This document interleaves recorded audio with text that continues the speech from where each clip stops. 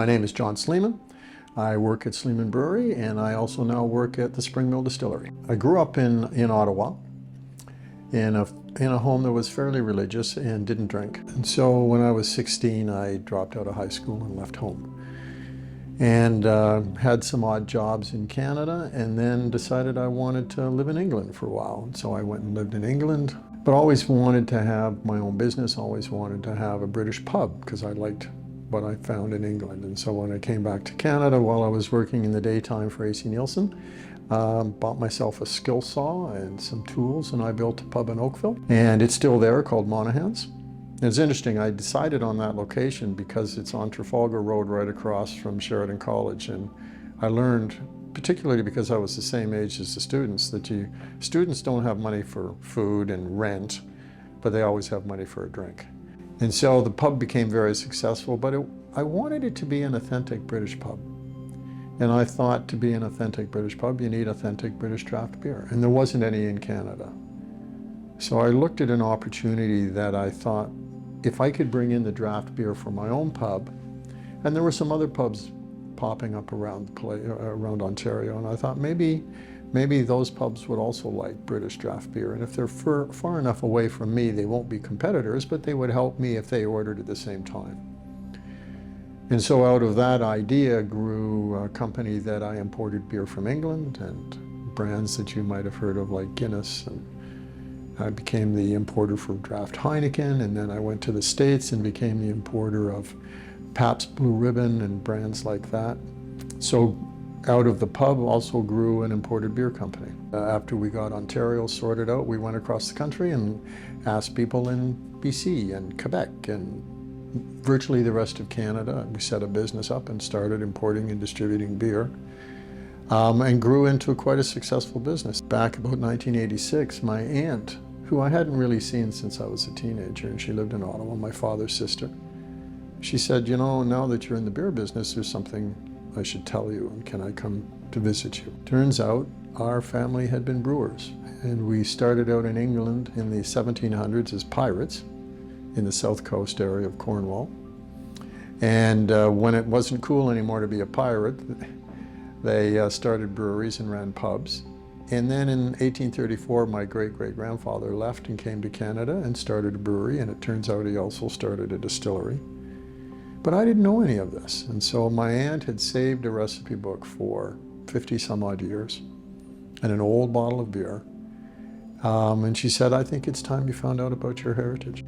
And she started to tell me about Sleeman breweries, and she showed me this recipe book and an old bottle of beer, and she started telling me the stories about how her grandfather started brewing in St. Catharines, and about the middle of the 1800s, the water wasn't very good anymore because of the Industrial Revolution, and people just threw stuff in the water, and it shows up in the wells, you know. So they looked around Ontario for a place that had good well water for making beer, and Guelph was the best. So they moved the business to Guelph. And continued successfully through generations, very successfully during Prohibition. And we were not supposed to be making beer in Prohibition, but we did. And we were paying various people off to look the other way, but apparently we didn't pay enough people. And so in 1933, we got caught smuggling, and they took our license away. So the Canadian government, according to Florian, said that nobody with the last name Sleeman will be able to get an excise license for one generation. You will have to wait 50 years. So she gave me the recipe book, and she told me about how the business was run during Prohibition, and how we used to have farmers come to the brewery at night and load up with beer and go back to the farm and put chickens over the beer and drive off to Detroit. And other nights people would come from Guelph with trucks with coal, and we'd load them up with beer and they'd go to Buffalo. And then we had other people who printed the labels, and they would drive across, and it all ended up in warehouses on the Detroit side of the river, in Al Capone's Purple Gang warehouses, where it was all put together and sold to the customers. So we got together, and with the help of some banks and some other investors, we built the brewery. And we're sitting in it today, 35 years later.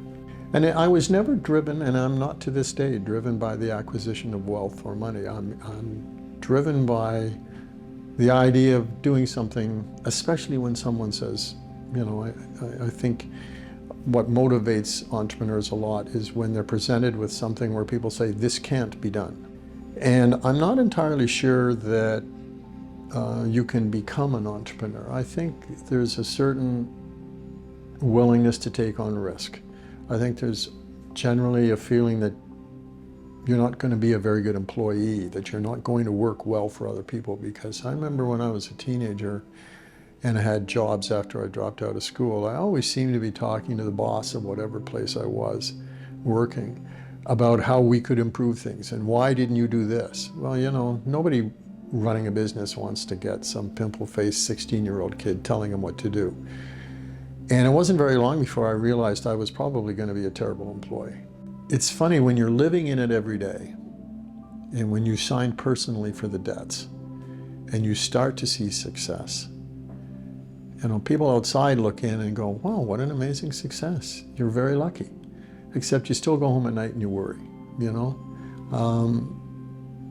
And there have been times when it wasn't really the big challenge about making beer. It was suddenly I'm running a company with 1,000 or 1,200 employees. My advice to people who would like to start their own businesses is don't give up if you have an idea.